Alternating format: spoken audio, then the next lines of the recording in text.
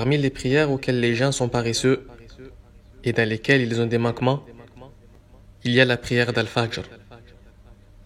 Qui te dira ce qu'est la prière d'Al-Fajr? Cette prière pour laquelle on appelle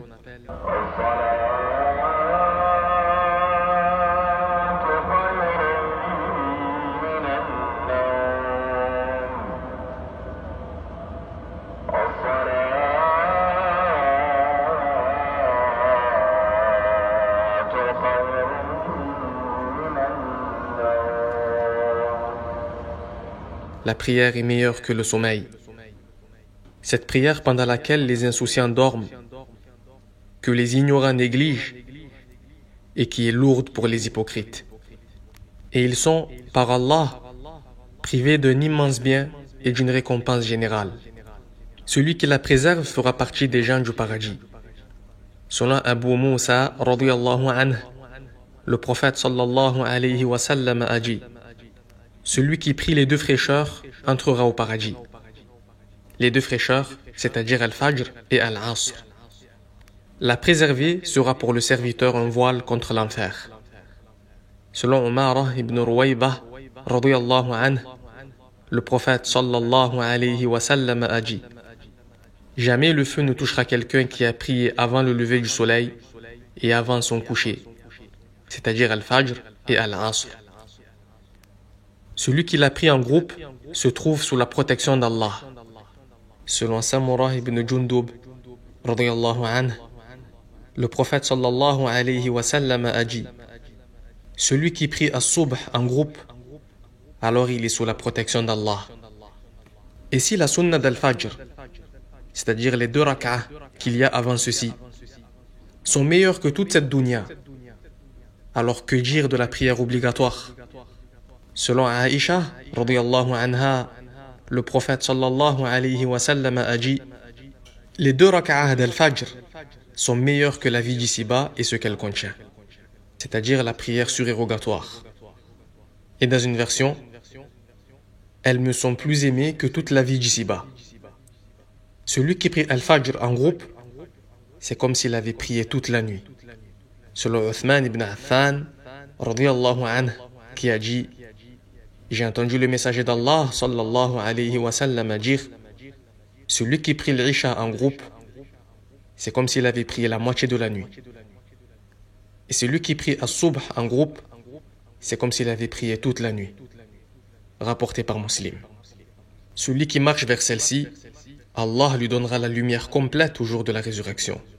Selon Abu Darda, radiyallahu anhu, le prophète sallallahu alayhi wa sallam a dit: celui qui marche dans les ténèbres de la nuit vers les mosquées rencontrera Allah avec une lumière au jour de la résurrection. Rapporté par At-Tabarani. Et selon Sahl ibn Sa'd as-Sa'idi, radiyallahu anhu, le prophète sallallahu alayhi wa sallam a dit: annonce la bonne nouvelle de la lumière complète aux marcheurs dans les ténèbres vers les mosquées le jour de la résurrection. Une menace terrible est venue pour ceux qui négligent d'assister à la prière dans les mosquées ou qui la retardent de son heure légiférée et qui en sont paresseux. Plus particulièrement la prière d'Al-Fajr. Le prophète sallallahu alayhi wa sallam pria un jour la prière d'Al-Fajr avec ses compagnons, puis il demanda: un tel était-il présent?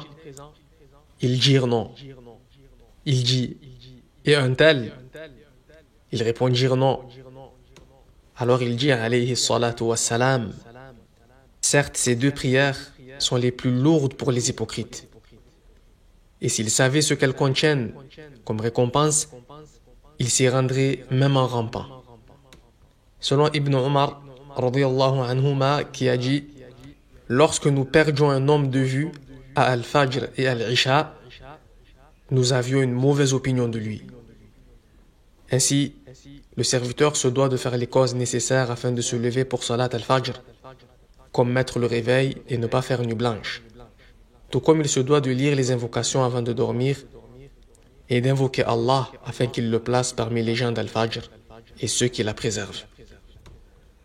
Et la prière d'Al-Fajr fait partie des causes d'épanouissement de la poitrine et de l'apaisement de l'âme. Beaucoup souffrent de soucis, tristesse et de poitrine étroite et serrée. Et ils ne savent pas que parmi les plus grandes causes contribuant à cela, il y a le délaissement de la prière en groupe et ne pas préserver la prière d'Al-Fajr qui te place sous la protection d'Allah.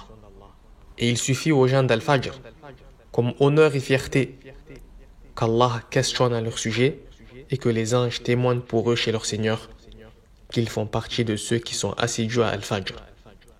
En effet, selon Abu Huraira, radiyallahu anhu, le messager d'Allah, sallallahu alayhi wa sallam, a dit: des anges se relaient auprès de vous de nuit et des anges de jour. Et ils se rassemblent lors de la prière d'Al-Fajr et d'Al-Asr. Puis ceux qui ont passé la nuit parmi vous montent et leur Seigneur leur demande, alors qu'il est plus savant qu'eux: comment avez-vous laissé mes serviteurs? Alors ils disent: nous les avons laissés alors qu'ils priaient et nous sommes venus à eux alors qu'ils priaient. Rapporté par Al-Bukhari et Muslim.